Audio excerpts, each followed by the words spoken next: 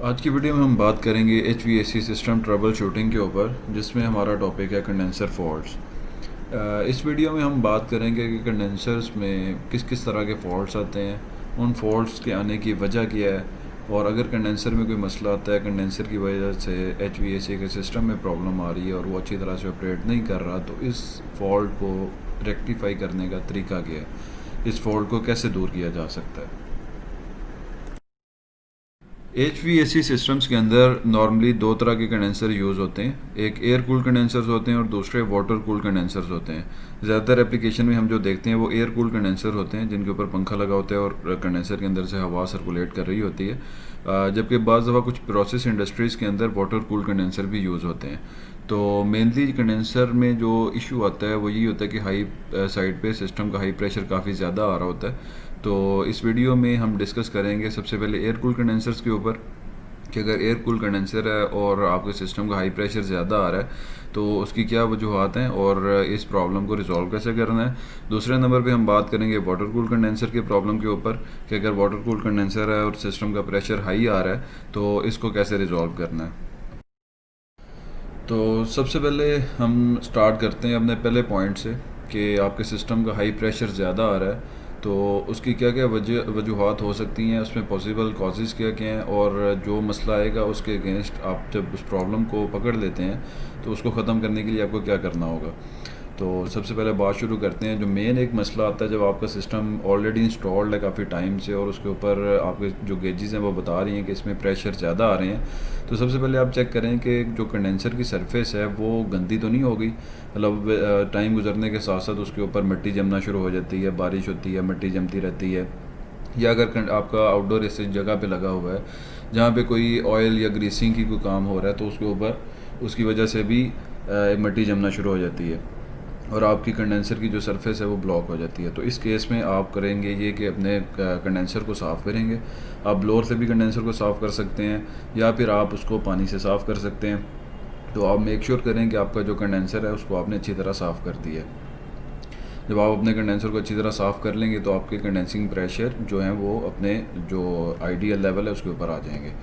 दूसरे नंबर पे जो चीज़ हमें देखनी है कि आपका फ़ैन मोटर या फ़ैन ब्लेड जो है वो डिफेक्टिव या छोटा तो नहीं लगा हुआ। अक्सर जब नया यूनिट आके इंस्टॉल होता है और वो गर्मी में अपने पीक सीज़न पे चलता है तो उसके प्रेशर्स काफ़ी ज़्यादा बढ़ने शुरू हो जाते हैं। या एक और बात भी मैं ज़िक्र करना चाहूँगा कि प्रेशर बढ़ने की वजह से होता ही है कि आपका कंप्रेसर ट्रिप होना शुरू हो जाता है। जब कंप्रेसर ट्रिप होता है, बार बार चलता रहता है, तो उसकी वजह से जब आप उसको रेक्टिफाई नहीं करते, वो अपनी सेफ्टीज़ के ऊपर चलता रहता है, तो कुछ टाइम के बाद आपका कंप्रेसर जलने के चांसेस बढ़ जाते हैं। तो उसमें ये है कि अगर आपका प्रेशर ज़्यादा आ रहा है तो आप उसको फौरी तौर पे उस मसले को हल करें। और दूसरे नंबर पे हम जो बात करें कि आप चेक करें कि आपका जो फ़ैन मोटर है वो तो कहीं छोटी नहीं लगी हुई। लाइक जो आपके सिस्टम की कैपेसिटी है उससे अगर फ़ैन मोटर छोटा लगा हुआ है या फ़ैन ब्लेड छोटा लगा हुआ है तो वो उसको प्रॉपर कंडेंसेशन नहीं कर पाएगा, जिसकी वजह से आपके सिस्टम के प्रेशर बढ़ने शुरू हो जाते हैं। तो इस केस में हमें क्या करना है कि हमें या तो बाज़ दफ़ा मोटर जल जाती है, उसका कैपेसिटर जल जाता है, तो उसकी वजह से भी फ़ैन के RPM भी कम हो जाते हैं। तो उसमें आप चेक करेंगे तो कैपेसिटर रिप्लेस करने से काम बनता है तो ठीक है, अदरवाइज़ आपको मोटर रिप्लेस करनी पड़ती है तो मोटर को रिप्लेस करें। या आपको फ़ैन ब्लेड आपको छोटा लगा हुआ है, आप फ़ैन ब्लेड बड़ा कर सकते हैं तो फ़ैन ब्लेड चेंज करें। तो आपने उसके मुताबिक उसके मतलब चीज़ों को रेक्टिफाई करना है। मेनली होता ये है कि जब एक सिस्टम चल रहा होता है तो बाज़ दफ़ा कैपेसिटर की वजह से भी फ़ैन के RPM ड्रॉप कर जाते हैं। कैपेसिटर ख़राब हो जाता है तो आप कैपेसिटर को रिप्लेस करें तो मोस्ट ऑफ द टाइम ये मसला हल हो जाता है। अक्सर होता है कि घरों में भी जो यूनिट्स लगे होते हैं वो बार बार ट्रिप कर रहे होते हैं, तो उसमें आप देखेंगे तो उसके जो आउटडोर का फ़ैन होता है वो बड़ी स्लो स्पीड पे चल रहा होता है। तो उसमें आप उसको सही करने के लिए उसका कैपेसिटर चेंज करते हैं तो वो चीज़ें अपनी एक्चुअल रूटीन पे वापस आ जाती हैं। तीसरे नंबर में बात करेंगे air flow to the condenser restricted. बाज़ ऑफ आउटडोर यूनिट ऐसी जगह पे प्लेस होता है जिसके पास कोई दीवार होती है या कोई ऐसी चीज़ पड़ी होती है जिसकी वजह से उसमें से एयर अच्छी तरह गुजर नहीं पाती। तो जब एयर उसमें से गुजरती नहीं है तो उसमें कंडेंसेशन नहीं होती और आपके हाई प्रेशर बढ़ना शुरू हो जाते हैं और सिस्टम ट्रिप होना शुरू हो जाता है। तो इस केस में हम ये करेंगे कि पहले तो आप देखेंगे कि बाज़ दफ़ा होता है कोई गत्ता किसी ने पास रख दिया या कोई चीज़ ऐसी रख दी पास जिसकी वजह से एयर सप्लाई जो कंडेंसर को जा रही है वो मुतासर होती है। तो ऐसी कोई ऑब्स्ट्रक्शन कोई रुकावट आ रही है तो आप उसको रिमूव करें। या आपकी कोई कंडेंसर की इंस्टॉलेशन गलत जगह पे हो गई है तो आपको अपना कंडेंसर उस जगह से दूसरी जगह पे मूव करना पड़ेगा। चौथे नंबर पे हम बात करते हैं कि एम्बिएंट टेम्परेचर टू हाई। बाद दफ़ा आउटडोर की इंस्टॉलेशन ऐसी जगह पे हो जाती है, किसी इंडस्ट्री में या किसी ऐसी जगह पे आउटडोर लग जाता है जहाँ पे प्रोसेस की हीट निकल रही होती है। अक्सर देखने में आया कि बाद दफ़ा किसी बॉयलर रूम के पास आउटडोर लग जाता है जहाँ से बॉयलर का आउटलेट है, तो वहाँ पे टेम्परेचर काफ़ी ज़्यादा होते हैं, जिसकी वजह से सिस्टम सही तरह चल नहीं पाता और कंप्रेसर उसका ट्रिप होना शुरू हो जाता है और उसके प्रेशर्स काफ़ी ज़्यादा आ रहे होते हैं। तो उस केस में भी हमें क्या करना है कि उसके लिए या तो कंडेंसर को उस जगह से आउटडोर यूनिट्स को मूव करना पड़ेगा, या फिर हमें उसके लिए कोई फ्रेश एयर इनलेट का बंदोबस्त करना पड़ेगा कि उसको कंडेंसर को फ्रेश एयर की सप्लाई मिलती रहे। पाँचवें नंबर पे हम बात करेंगे incorrect air flow direction through condenser. बाज़ दफ़ा जो पंखा लगा होता है वो सही डायरेक्शन में चल नहीं रहा होता, तो उसकी वजह से भी सिस्टम के प्रेशर्स बढ़ना शुरू हो जाते हैं और सिस्टम जो एफिशिएंसी जो रिक्वायर्ड होती है वो दे नहीं पाता। तो उस केस में हमें क्या करना है, हमें फ़ैन मोटर की रोटेशन चेंज करनी है। कंडेंसिंग यूनिट में एक जो यूनिवर्सल प्रिंसिपल है कि आपने इस तरह से उसको करना है कि आपकी जो एयर की डायरेक्शन है वो कंडेंसर से होके कंप्रेसर के ऊपर पड़ रही हो। पहले जो हवा एम्बिएंट की हवा है वो कंडेंसर से गुजरे, कंडेंसर से गुजरने के बाद वो हवा जो है वो आपके कंप्रेसर पे जाए, क्योंकि कंप्रेसर का जो टेम्परेचर होता है नॉर्मली वो 100 डिग्री से ऊपर होता है और या 100 डिग्री के पास होता है, 80-90 के दरमियान चल रहा होता है। तो कंडेंसर से हवा अगर 50 डिग्री पे भी उसको लग रही है तो देन भी वो कंप्रेसर को ठंडा कर देती है। लेकिन अगर पहले हवा कंप्रेसर को टच कर जाए तो हवा पहले ही 50-60 डिग्री पे चली जाती है, देन वो जब कंडेंसर के अंदर से गुजरती है तो वो उसको प्रॉपरली कंडेंसेशन नहीं कर पाती और उसकी वजह से आपके सिस्टम के प्रेशर जो है वो बढ़ना शुरू हो जाते हैं। छठे नंबर पे हम बात करेंगे एक short circuit between the condenser fan air side pressure and suction side. इस केस में होता ही है कि बाज़ दफ़ा ऐसी इंस्टॉलेशन हुई होती है कि जो एयर कंडेंसर से बाहर निकल रही है उसको कूल डाउन करने के बाद वही एयर दोबारा रिटर्न होकर कंडेंसर पे वापस आ जाती है और वो एक सर्कल बन जाता है, सर्किट शॉर्ट सर्किट बन जाता है, जिसकी वजह से वही हवा बारी बारी गर्म हवा जो है वो कंडेंसर के अंदर से होकर वापस जा रही होती है। तो उस केस में भी आपके सिस्टम के एयर प्रेशर काफ़ी ज़्यादा बढ़ने शुरू हो जाते हैं।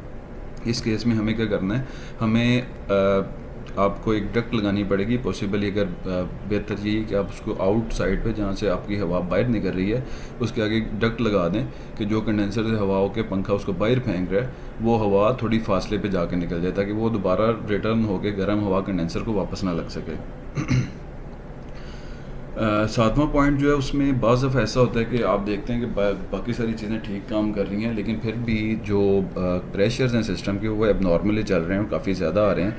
तो इस केस में होता ही है कि अक्सर जब गैस चार्जिंग करते हैं तो प्रॉपर सिस्टम को वैक्यूम नहीं किया होता। सिस्टम की अच्छी एफिशिएंसी के लिए और प्रेशर को नॉर्मल रेंज में चलने के लिए असल में आपको जो गैस अमाउंट चार्ज करने से पहले सिस्टम को अच्छी तरह से वैक्यूम करना होता है।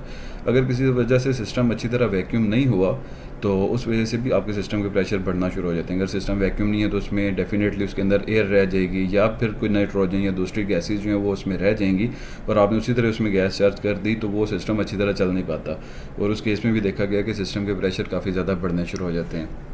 इस मसले को अगर आपको समझ आती है कि अगर आपके सिस्टम के प्रेशर में बाकी सारी चीज़ें जो मैंने पॉइंट ऊपर डिस्कस की हैं उनमें से कोई भी प्रॉब्लम नहीं है तो देन ये भी एक पॉसिबल वजह हो सकती है कि आपके सिस्टम के प्रेशर इस वजह से भी बढ़ रहे हैं कि सिस्टम अच्छी तरह से वैक्यूम नहीं हुआ। तो इस मसले को हल करने के लिए आपको अपने सिस्टम को बर्स्ट करना पड़ेगा, देन आप उसको अच्छी तरह से दोबारा वैक्यूम करें और वैक्यूम करने के बाद आप उसमें गैस दोबारा से रिफ़िल करें। आठवें नंबर पे जिस चीज़ को हम डिस्कस करेंगे वो है कंडेंसर सरफेस टू स्मॉल। बाज़ दफ़ा जो यूनिट डिज़ाइन होता है वो प्रॉपरली डिज़ाइन नहीं हुआ होता और उसमें कैपेसिटी से कम का कंडेंसर लग जाता है। तो जो मैन्युफैक्चरर हैं वो कैपेसिटी से कम कैपेसिटी का कंडेंसर लगा देते हैं, उसकी वजह से भी सिस्टम के प्रेशर ज़्यादा आते हैं और सिस्टम अपनी एफिशिएंसी पूरी नहीं दे पाता। तो इस केस में हमें देखना पड़ेगा कि हमें फिर कंडेंसर ही रिप्लेस करना पड़ेगा, पूरा कंडेंसर उसका रिप्लेस करेंगे तो देन आपका सिस्टम सही तरीके से परफॉर्म करेगा। 9वें नंबर पे जो हम बात करेंगे refrigerant system charge too large liquid collection in condenser. इस चीज़ को भी देखा गया है कि बाज़ दफ़ा सिस्टम में अगर ओवर चार्जिंग हो गई है, सिस्टम में जो रेफ्रिजरेंट है उसकी अमाउंट ज़्यादा चार्ज हो गई है तो उसी वजह से भी प्रेशर ज़्यादा आने शुरू हो जाते हैं। तो उस केस में आपको ये करना पड़ेगा कि हमें रेफ्रिजरेंट को रिमूव करना पड़ेगा। आपके पास सिस्टम में पिन वेल्व लगे होते हैं तो आप उधर से आहिस्ता आहिस्ता गैस को रिमूव करें और देखते जाएँ कि जब आपके प्रेशर आइडियल रेंज में आ गए और उसको आप देन उसको मतलब फर्दर गैस निकालना बंद कर दें। तो लेकिन उसमें आपका जो साइड ग्लास आ रहा होता है उसमें लिक्विड लाइन के आगे साइड ग्लास लगा होता है, तो उसमें उसकी जो मतलब लिक्विड उसमें फ़्लो कर रहा है वो फुल रेंज में शो करना चाहिए। तो ये टोटल 9 कॉजेज़ हैं जिसकी वजह से सिस्टम के प्रेशर्स बढ़ सकते हैं और आपका सिस्टम ट्रिप कर सकता है। तो आप इसको वन बाय वन देखें और जो मैंने एक्शन बताए हैं उसके मुताबिक आप अपना उसके ऊपर काम करें, तो होपफुली जो आपके एयर कूल्ड कंडेंसर है उसके मसले सारे हल हो जाएंगे। अब हम बात करते हैं वाटर कूल कंडेंसर के ऊपर। Water cool condenser basically process industry में बहुत दफ़ा यूज़ होते हैं जहाँ पे एक्सेस अमाउंट में आपके पास ठंडा पानी अवेलेबल होता है और उसको जो कंडेंसर है उसके लिए यूज़ किया जाता है। तो ये नॉर्मली शेल टाइप कंडेंसर्स होते हैं। तो अगर आपका वाटर कूल कंडेंसर है और उसका हाई प्रेशर ज़्यादा चल रहा है, तो उसको समझने के लिए कि वो किस वजह से ज़्यादा चल रहा है कुछ हम चीज़ों को डिस्कस करेंगे और देन फिर हम बात करेंगे कि उन प्रॉब्लम्स को कैसे रिजॉल्व करना है। सबसे पहले बात करें कि हम कि cooling water temperature too high. बस अब ऐसा होता है कि जो पानी कंडेंसर को ठंडा कर रहा है वो पानी का टेम्परेचर इटसेल्फ काफ़ी हाई होता है। तो उस केस में हम ये करेंगे कि हम मेक श्योर करेंगे कि जो कंडेंसर को पानी आ रहा है वो एक स्पेसिफिक टेम्परेचर पे ठंडा हो।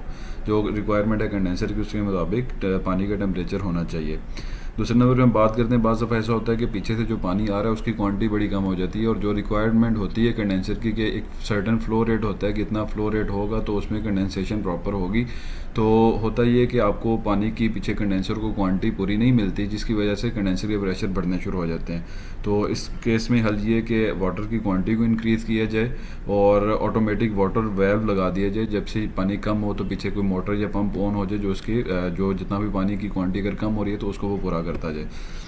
तीसरे नंबर पे ये शेल टाइप जो कंडेंसर्स होते हैं वाटर कूल कंडेंसर, इसमें प्रॉब्लम ये आता है कि इसकी जो वाटर पाइप्स होते हैं उसके अंदर स्केल आनी शुरू हो जाती है।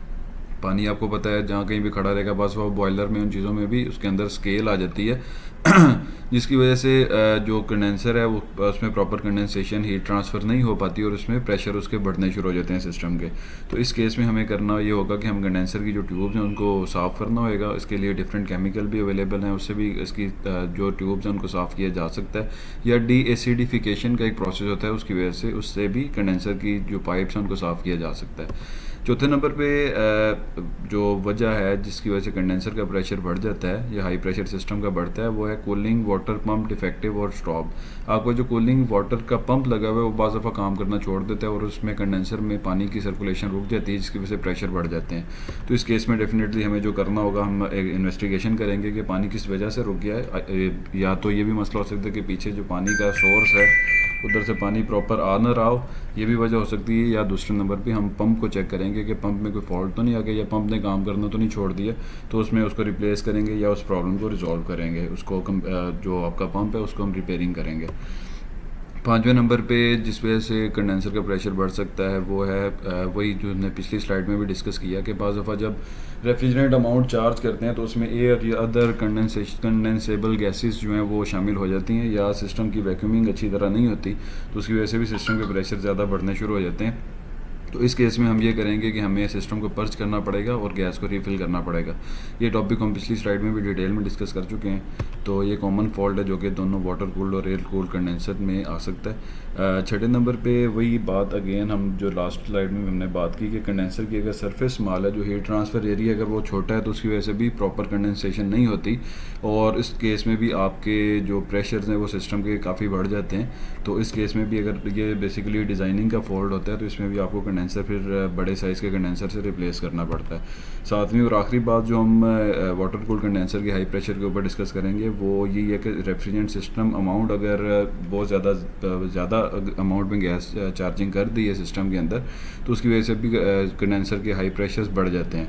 तो इस केस में होता है कि सिस्टम को पर्च करते हैं या रेफ्रिजरेंट को रिकवर कर देते हैं अंटिल कि आपके कंडेंसिंग की जो प्रेशर है वो नॉर्मलाइज हो जाए। और साइड ग्लास में हम देखते रहते हैं कि side glass full during the operation side glass full रहना चाहिए, अदरवाइज़ आपकी गैस अमाउंट कम हो जाएगी और सिस्टम की एफिशिएंसी ड्रॉप हो जाएगी। हम उम्मीद करते हैं कि आज की वीडियो आपके लिए मुफीद साबित होगी। अगर आपके जहन में कोई आइडिया जिससे हम इस वीडियो को मज़ीद बेहतर कर सकते हैं तो आपसे रिक्वेस्ट है कि आप कमेंट सेक्शन में जाएं और हमें अपनी राय से ज़रूर आगाह करें। मज़ीद अच्छी वीडियोस के लिए हमारे चैनल को सब्सक्राइब करें और बेल आइकन पे क्लिक करना ना भूलें।